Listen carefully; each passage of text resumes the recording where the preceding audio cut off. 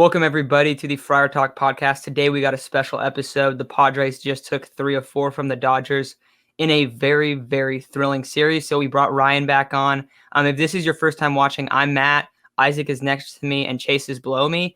And then Ryan comes on every once in a while as a guest. So we got a really exciting episode today. And I'll let you start out, Isaac. How do you feel about this series? Obviously, it was very, very exciting. The Padres come down on Sunday, down 7-1, end up winning the game 8-7 in the 11th inning. But how are you feeling right now after waking up this morning and kind of feeling that victory of that series? Yeah, that was the best overall series the Padres have played yet. Against the Dodgers, you got to play probably your best baseball, and that's exactly what the Padres did. Last night was easily the best win, coming back down from 6 runs. That was just something that nobody expected. I know there was probably a lot of people that were ready to turn off the TV after Nick Ramirez gave up those runs. But last night I pointed it out at the beginning before we recorded. Last night was the first time a team won a game despite being on the road, facing a team with a 700 win percentage, trailing by 6+ runs in the 7th inning or later since the Giants did so against the 50-21 Cubs at Wrigley on July 9th, 1918. It's been 103 years since something like this happened. So, to do it against the Dodgers, and I know they're not at full strength exactly. They're without Bellinger. I don't think that's an excuse. But what a great series win. We made a statement on national TV, and that was just the best way to win a baseball game last night. It was just incredible to, after a long day to turn that game on. And I got to see the comeback kind of unfold. And that is what you expected out of this team compared to other teams in the past, where if this is the 2017 Padres, 2014, think of all those like really terrible offenses, you expect them just to roll over and die after a 3-4 run lead. But in 6th, 7th, 8th, 9th innings, and even beyond that, we just kept grinding out at bats, getting people on base, not trying to hit 3-run home runs, but just trying to play small ball. I think it was the 8th inning where we just kept getting single after single after single, and we just kept producing runs. And that is the type of team that you need if you're going to go where the Padres want to go. It's not about having, this ridiculous power like the Yankees or the Twins have in their lineup. It's about under pressure, if you're able to string together hits, get people on base, and never let a game get out of your grasp, no matter what the score is. And right there, what we did is one of the most important things a team can do in Major League Baseball. We stole a victory. We should have lost that game, but we turned it into a win. And I think that reflects more than anything else what this team is about and what we're about to go do in the coming years. Yeah, I agree completely. I love small ball. I love how the Padres were stealing bases. They implemented a hit and run that was successful. I think that was in the 8th inning. It turns into a big inning when you can keep pressure on the pitcher, keep him in the stretch, keep him worried about the base runners, because it just puts one more thing on his mind that he just can't go, okay, I can throw this strike, but what if they steal? I got to give my catcher a chance to throw the ball. I can't make a bad throw now because there's a runner on third and he can take home.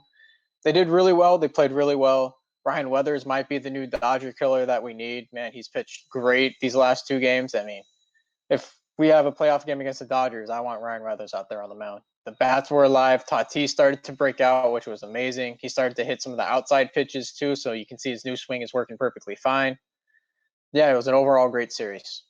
I like that you guys bring up small ball and talk about the base stealing. Right now, the Padres actually have 31 stolen bases, and the next team has 22. So they're stealing bases at a rapid rate.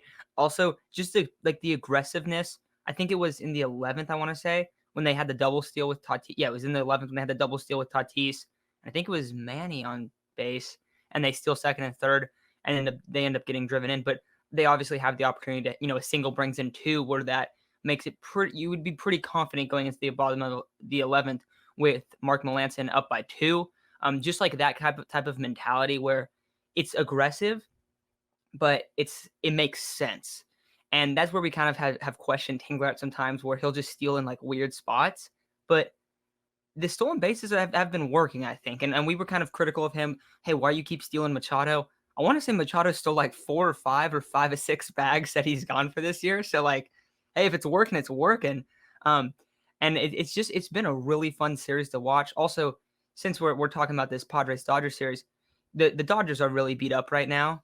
But let's not act like the Padres are at full health. Obviously, Austin Nola's hurt, and he should be back apparently for the Diamondback series, which we'll talk about here in a little bit. But let's just talk about how exciting this series is. On Sunday morning, I called my best friend's a Dodgers fan, so I called him and we were just talking about the series, and he told me this is everything you could have asked this series to be. Like this is absolutely every game is it goes into crunch time. There was the one game, the first game where the Dodgers won. I want to say it was 11-6, but it was in the 11th inning. And besides that, every single game is almost 2 runs. Within 2 runs, almost all of the innings. I don't know if you guys saw that stat that ESPN put up yesterday, but it was, and I don't know when they played this, but it was 65 innings through the 6 games and that Sunday game up to the point, and 59 of them were 2 scores or less away from each other. There was like 11 ties, like a bunch of lead changes and stuff. So, I mean, it's just been a really, really close series. We're playing against, it's not like we're playing against the Dodgers, like scrub guys, like Corey Seager's out there, Mookie Betts is out there. They're putting out, their pitchers are doing pretty well for the most part. Their bullpen's banged up.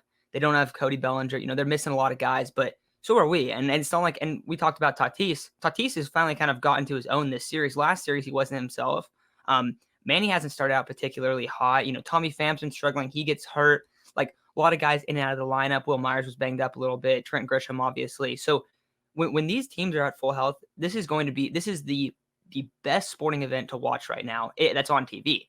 I don't know if you guys saw, but the Padres Dodgers game the other day, it was like the first time a baseball game had outrated a basketball game on TV, and it was because everyone wants to watch it. The game ends yesterday. I get like texts from a handful of people, hey, like that was an amazing game. Like I tuned in like the last few innings to see if the Padres could come back.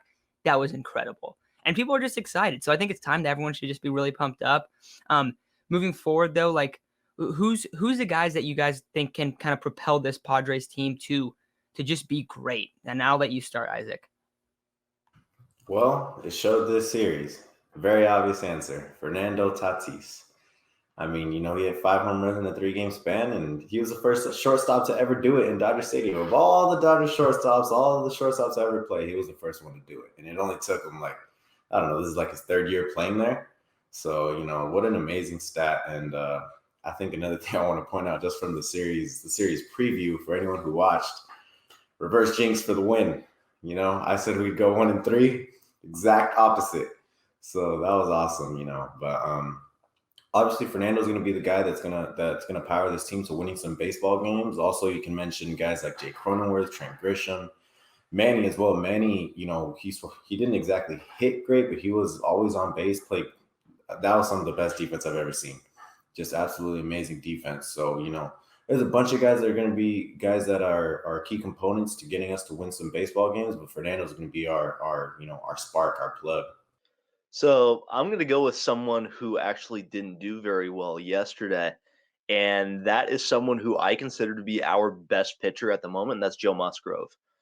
So yesterday he got into a lot of jams. I think 2nd and 3rd innings, both innings he loaded the bases, and he only came out of those 2 jams with 2 runs given up, and both times he managed to get out of it. And I don't think yesterday really told the full story of what he is as a starting pitcher. But there were some key components to his game plan yesterday that I was really impressed with. The Dodgers are a very well-disciplined team. And since Joe Musgrove is a guy who throws a lot of breaking balls, a lot of which can miss out, below and outside of the zone, the Dodgers, they really ate him alive. I think in the 2nd inning, they loaded the bases without even recording a hit. And you gotta give kudos to Joe Musgrove. He didn't change his game plan at all or anything like that. He stuck with it. He kept throwing the breaking balls. He didn't really give them anything to hit. And in a situation where I think a lot of pitchers would have let that game get blown wide open, he kept us in the game both innings. And if you go back to the starts he had before versus Milwaukee, the no hitter, obviously, he's something else this year. Throwing more breaking balls is really just a simple thing if you think about it. But the way it's completely transformed him as a pitcher from someone in Pittsburgh who was a mid rotation guy to now, I think we're seeing another ace in the staff legitimately and someone who's going to get Cy Young votes. I think he can be a guy that carries this team that we didn't really see him being able to do coming in at the beginning of the season. But I definitely think he's got the stuff. And yesterday, in a critical spot, not letting that game get blown wide open, I think he really showed that he's taken that step forward. I'm going to continue along the pitching train, and I'm going to go Ryan Weathers. He had two of his best performances, or his two performances have been against the best team in baseball, and he didn't allow a single run. Yeah, that kid's a stud. He's going to be a future ace of the team. We have him for another 6 years. And when it comes to the biggest games of his life, he hasn't faltered at all. He's stuck through it. He's got ice in his veins. He's everything that we need in a pitcher, and he's a lefty. So, he's going to take Paddock's spot eventually and eventually become the ace, if not the number 2 on this team, next to Mackenzie Gore. Chase, you stole my guy. I was going to go with Ryan Weathers because I think that we haven't really even said that much. You mentioned him a little bit. Ryan Weathers has looked like the guy that we've thought, Mackenzie Gore is going to be. And that's not to discredit Mackenzie Gore in any way, because he might take a while to get called up, and that's okay. There's been other star pitchers that have done that. But he has been phenomenal. Like, it has been absurd. I think he's pitched over, I want to say it's like 10 and a half innings against the Dodgers. And it's like his whip is like under 1, his ERA is 0, and it's just like godly numbers, right? Like, just insane. He looks like he is going to be a future ace. He absolutely looks like that. He looks unhittable at times, and it's great that the team that he has just come out there and just worked is the Dodgers, because that's every outing he looks like they can't do anything against him. So I was going to take him, but I'll go with Machado. I mean, Machado yesterday goes 2 of 6. He's hitting 253 this year. He hasn't really got hot yet, but he still hits big in the situations. He has all of the big hits that you ask him to have. He had an RBI last night late in the game. And he just, I think he gets fueled when he plays the Dodgers. It really seems like that. And this is the last Dodgers series, but I'm going to walk, I'm going to steal, I'm going to advance on the pass ball, and I'm going to get driven in by Haas. That was an amazing sequence. And I know it was the last Dodgers series, but that was incredible because he's the guy that everyone talks about. Oh, man, he doesn't hustle. Man, doesn't do this. This series, excellent defense. He had that leaping catch. And if you freeze frame that catch, he is so high in the air. He is way up there. Full extension, just phenomenal, right? I think he's going to be the guy. Obviously, Fernando Tatis is this team's superstar, but let's not discount Machado. Machado is also this team's superstar, and I think that they have this tandem here on the left side of the infield, which is just going to be awesome. We get into playoff situations. You want the bat in Machado's and Tatis's hands every single time. Those are the two guys you want to see. So I'm going to go with Machado. I know we're picking the heavy hitters outside of Ryan Weathers today, but I mean, it is a really exciting time right now to be a Padres fan. And if you're a Dodgers fan listening to this, and it's definitely way more biased to the Padres, it's cool for you guys too. We get to watch this game. Like, we need to appreciate that we get to watch this awesome series. What is it, 19 matchups a year? Like, the Dodgers are going to be good for a long time. Everyone knows this. The Padres should be as well. I think it's just an awesome time right now for both fan bases. But anything else you guys want to kind of talk about before we start talking about the Diamondback series? There's a guy that we all left out that pitched phenomenally 2 times in a row against the Dodgers, Yu Darvish. The dude that has 11 pitches, he made everyone look silly on the Dodgers, maybe outside of that first inning. But other than that, he held his own against the Dodgers, and that's the team that he doesn't exactly have a fond history with. He blew a Game 7, as we all know, but they knew what pitch was coming, so it's okay. Yu came around, and he's held his own against the Dodgers. The Dodgers, in their combined, have a career 179 OPS against Yu Darvish. That's insane. You heard that right. 179 OPS. That's absolutely crazy. So, to see Yu Darvish succeed like that is definitely, something that we all wanted to see, because we brought him in to compete with the Dodgers, and the team that he's pitching his best against has been the Dodgers.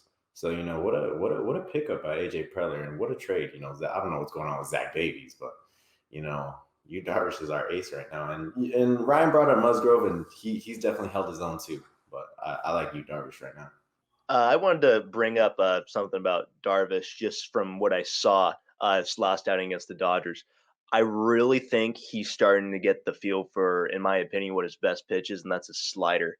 I kind of noticed earlier on in the season that he was really cutter heavy, and Don and Mudd would even bring it up on the TV broadcast that when he was losing confidence in himself, he would go cutter heavy, and like Isaac was pointing out, he's really starting to mix up the pitches more, and you're starting to see a lot more sliders from him. And that was his go-to pitch on when he pitched on Friday, right? And I mean, once he got the feel for it, he was landing it for strikes. He was able to throw it perfect, distance outside the zone to get him to chase. And yeah, you're slowly starting to see him get back into that 2019, 2020 Yu Darvish mode where he's unhittable. And that's going to be really fun to watch.